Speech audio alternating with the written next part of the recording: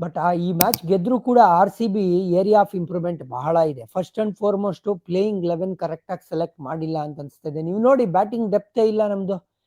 Georgia wall until and unless ಅವ್ರಿಗೆ injury ಆಗಿದೆ ಅಂದ್ರೆ ಮಾತ್ರ ಅವ್ರು ಕೂತ್ಕೋಬೇಕಾಗಿರೋದು. ಅದರ್ವೈಸ್ ಅವ್ರು ಸ್ಟ್ರೈಟ್ ಅವೇ ಆಡ್ಬೇಕು ಅಂತ ನನ್ನ ಒಂದು ಅನಿಸಿಕೆ. ಯಾಕಂದ್ರೆ ಎಲಿಸ್ಪೆರಿ ಇಲ್ದೇ ಇದ್ದಾಗ ಈ ಬ್ಯಾಟಿಂಗ್ ಅಲ್ಲಿ ಬಲನೇ ಕಾಣಲ್ಲ, ಎಷ್ಟು ಬ್ರಿಟಲ್ ಆಗಿ ಕಾಣ್ತಾ ಇದೆ. ಆಮೇಲೆ ನಂಬರ್ 5 ಅಲ್ಲಿ ರಾಧಾ ಯಾದವ್ ಅಂತ ಹೇಳಿದ್ರೆ ಖಂಡಿತವಾಗ್ಲೂ ನಮ್ಗೆ ದೊಡ್ಡ ತಾಪತ್ರಯ ಇದೆ ಇಡೀ ಸೀಸನ್ ಅಲ್ಲಿ.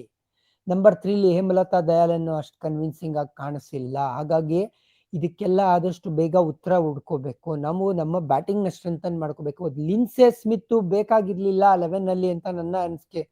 ಯಾಕಂದ್ರೆ Radha Yadav left on spinner, ಅವರು ಲಿನ್ಸೆ ಸ್ಮಿತ್ ಏನ್ ಮಾಡ್ತಾರಲ್ಲ ಆ ಕೆಲಸ ಮಾಡ್ತಾರೆ. ಸೊ ಆ ಫಾರಿನ್ ಸ್ಲಾಟ್ ನ ನೀವು ಜಾರ್ಜಿಯೋ ವಾಲ್ಗೆ ಕೊಡಿ, ಅವಾಗ ಅವರು ಓಪನ್ ಮಾಡ್ಲಿ, ಅಥವಾ ಅವ್ರನ್ನ ನಂಬರ್ 3 ಕಳಿಸಿ, ಪರವಾಗಿಲ್ಲ. ಗ್ರೇಸ್ ಹ್ಯಾರಿಸ್ ಅದ್ಭುತವಾಗಿ ಆಡ್ತಾರೆ, ಅವ್ರ ಮೇಲೆ ಭರವಸೆ ಇದೆ ಅಂದ್ರೆ ಅವ್ರ ಜೊತೆ ಓಪನ್ ಮಾಡಿ ಜಾರ್ಜಿಯೋ ವಾಲ್ ನಂಬರ್ 3 ಆಡಿಸಿ. ಅದಾದ್ಮೇಲಿಂದ ರಿಚಾ, ಅದಾದ್ಮೇಲಿಂದ ನಡೈನ್ ಬಂದ್ರು ಅಂದ್ರೆ ನಮ್ಮ ಬ್ಯಾಟಿಂಗ್ ಅಲ್ಲಿ ಒಂದ್ ಸ್ವಲ್ಪ ಬಲ. ಆಮೇಲೆ Prema Rawat right arm leg spinner ಪ್ರಮುಖವಾಗಿ, ಅವ್ರಿಗೆ ಒಂದೇ ಒಂದು ಓವರ್ ಕೊಡ್ಲಿಲ್ಲ. ಯಾಕೆ ಅಂದ್ರೆ ಲಿನ್ಸೆ ಸ್ಮಿತ್ ನ ಆಡ್ಸಿದ್ರ. ಲಿನ್ಸೆ ಸ್ಮಿತ್ ಆಡದೆ ಜಾರ್ಜಿಯೋ ವಾಲ್ ಆಡಿದಾಗ ನಿಮ್ಗೆ ಪ್ರೇಮ ರಾವತ್ ಲೆಗ್ ಬ್ರೇಕ್ ಆಪ್ಷನ್ ಇದ್ದೇ ಇದೆ. ಆಮೇಲೆ ಬ್ಯಾಟಿಂಗ್ ಆರ್ಡರ್ ಅಲ್ಲಿ ಅವ್ರನ್ನ ಮೇಲ್ ಕಳಿಸ್ಬೋದು ಅಂತ ಅನ್ಸ್ತಾ ಇದೆ.